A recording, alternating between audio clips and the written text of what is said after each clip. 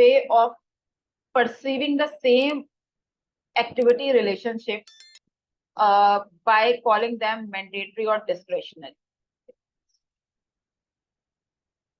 Mandatory, discretionary, internal and external. First of all, these are not four other sets of dependencies. These are actually four other variants, but they are written this way: mandatory internal, mandatory external, discretionary internal, discretionary external. Now, if you are wondering that what is this conversation, so see, two activities which are related to each other via finish to start or start to start or finish to finish or start to finish, they are going to be one out of these four as well. Like a finish to start relationship, for instance, is either mandatory internal or mandatory external or discretionary internal or discretionary external.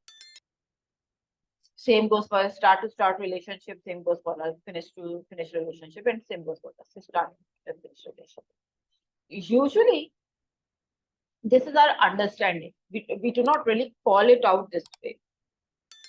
In the project management tools as well, for instance, if any of you is familiar with Microsoft Project or maybe any other predictive project management tool, they do not call it this way as well. They call this concept as constraints.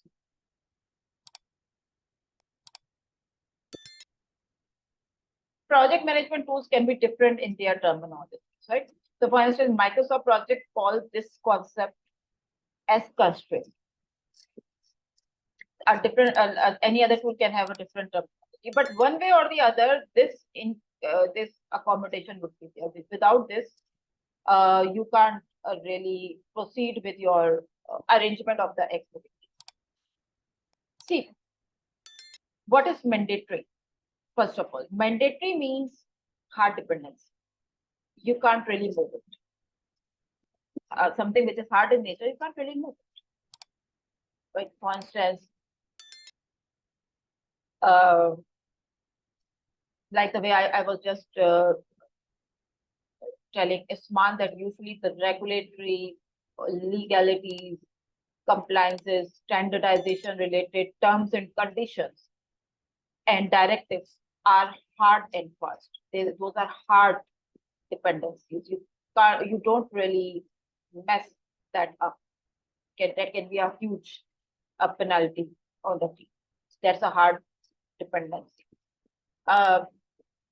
Any external requirement, for instance, a political situation, exchange rate related thing, maybe some vendor supplier related stuff as well. If you are dealing with the international stakeholders and requirements related to them, their compliances, their terms and conditions, their regional considerations. Usually those are mandatory in nature. You can't really, you don't have the flexibility to mold them. So mandatory is like the work, the two activities and the relationship with them, which is hard in nature, which is very, which can't really move. So it's a hard dependency, or it can't really move. It's not, there's no flexibility in there.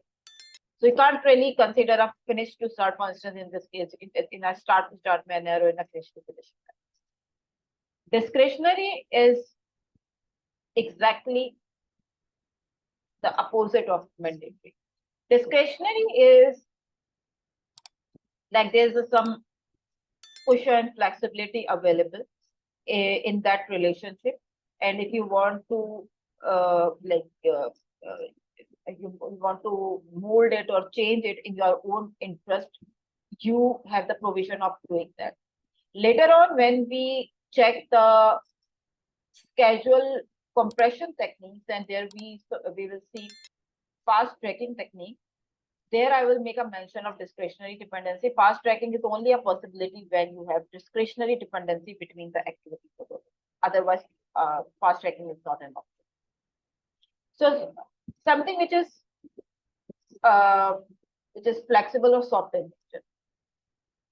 There can be many examples of mandatory and discretionary dependencies. Mandatory is usually, I've given you the example, regulatory, legal, some binding contracts, compliances, some senior management directives. Those are mandatory in nature. If there is a dependency which is, for instance, you can't. So if you are waiting on an approval from your senior most management on based on that approval, you are going to proceed with the later phases of the project. It's a hard binding. You can't really proceed with that. If you proceed with that, you are going to be on your own. Nobody is going to back you on that because this is a senior management directive. So this is a hard dependency. Soft dependencies, like I've given you many examples earlier, that on the plan we are showing that we can't really move on with the development part of the project till the time planning is not done, planning is not approved, baseline. But behind the picture, you know that you can start off on some of the deliverables so that you complete the work, some of the work ahead of time. So this is you could start on that only because of the soft nature of that dependency. Right? Otherwise you would not have done that. So this is discretionary dependency. Maybe you don't know the terminologies, but every other day, every other hour, there are certain discretionary items that you are doing. There are certain hard dependency items that you need to take care of in your day-to-day life as well. So this is how it is. And some hard dependencies can be internal, like internal to the project team. Some hard dependencies can be external to the project team. Of course, those are external to the project team. They are even way more mandatory in nature than the internal dependencies. The same is the case with discretionary internal and discretionary external. One other thing about the discretionary dependencies is that at times they are dependent on your industry as well. For instance, a particular phase or a deliverable which can be dealt in a discretionary way in software industry may be different in consideration, for instance, in the construction industry.